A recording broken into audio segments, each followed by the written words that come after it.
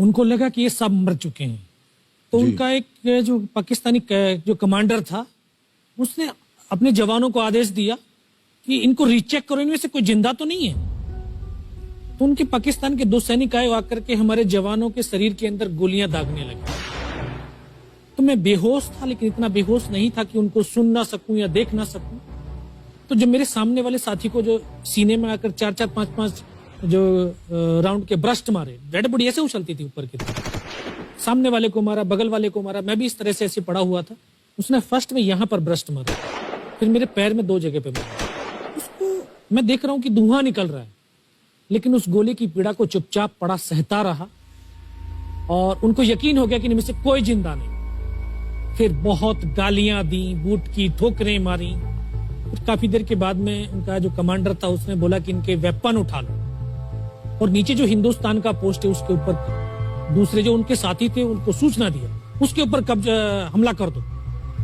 फिर ये आवाज भी सुनी तो मुझे लगा कि यार आज तो मेरी पूरी टीम खत्म हो जाएगी। दोबारा से उसके साथी आए, पाकिस्तान के सैनिक आए और हमारे जवानों के शरीर के अंदर गोलियां दागने लगे। उन्होंने फिर उसी रोटेशन से गोली मारी। तो जब 1 कदम आगे गया तो उसने राइफल मेरी सीने की तरफ तानी। तब मुझे लगा यार अब नहीं बचूंगा, लेकिन कहते हैं कि जाको राखे साइयां मार सके ना कोई। जब उसने गोली चलाई तो यहाँ पर पर्स में 5-5 रुपए के कुछ सिक्के भी थे। जब गोली जाकर के सिक्कों पे टकराई तो मुझे भी आभास हुआ कि तो मर गया हूं। पाकिस्तान का दूसरा सैनिक आया, उसने आकर के मेरा AK-47 उठाया और वापस मुड़ा तो उसका पैर मेरे पैर से टकराया हो। तब मुझे लगा कि यार मैं तो जिंदा हूं। तब मेरे पास एक हैंड ग्रेनेड था, मैंने उसको पिन निकाली और उसके ऊपर ऐसे फेंका तो कोट के अंदर हुड लगे हुए, हुड के अंदर वो गिरा जी। उसने तुरंत पीछे की तरफ मुड़ के देखा, पीछे तो कोई मूवमेंट था नहीं। तो जब तक वो ग्रेनेड को निकाल पाता ग्रेनेड फट गया, यहाँ से उसका पूरा सर उड़ा और वो हमारे ऊपर आकर के गिरा। जो पाकिस्तान के दूसरे सैनिक थे उनमें खलबली मची कि इनमें से कोई जिंदा है, कुछ बोले जिंदा नहीं, नीचे से रिइंफोर्समेंट आ गई। तो उनमें खलबली मची। मेरा पास वही एक मौका था, मैंने दोनों हाथों से उसकी राइफल को उठाने की कोशिश करी, ये हाथ हिला नहीं। एक हाथ से राइफल उठाई, वहां से ब्रस्ट फायरिंग किया, 4-5 पाकिस्तानी सैनिकों को मौत की नींद सुला दी। फिर बाएं हाथ से पलटा खाया, दूसरे पत्थर से 3-4 जगह से फायरिंग किया। तो जो उनका मोमेंटम था, जो हौसले थे, परस्त हो चुके थे, वो भाग खड़े।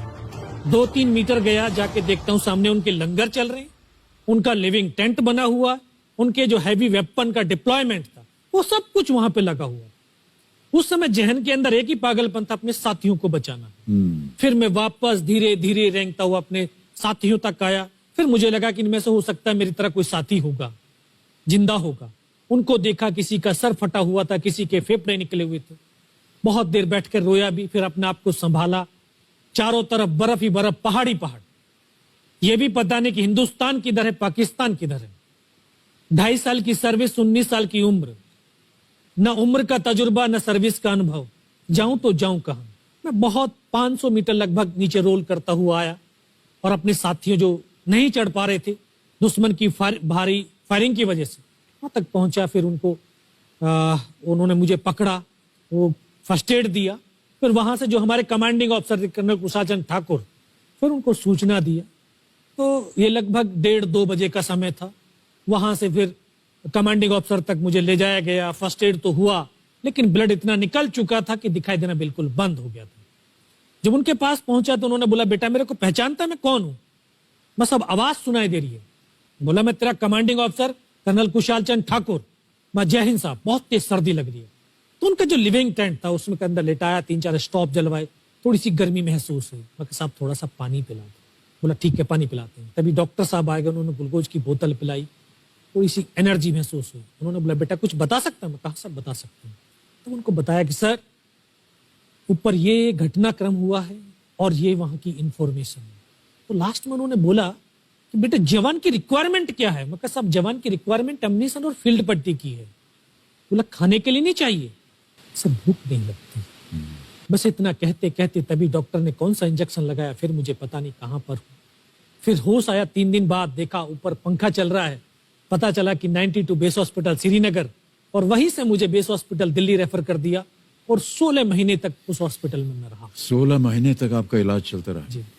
और वहीं पर हॉस्पिटल में ही मुझे पता चला कि 15 अगस्त 1999 को जब ये परमवीर चक्र का जो अनाउंसमेंट हुआ तो वो वहां पर ही मुझे पता चला। या सर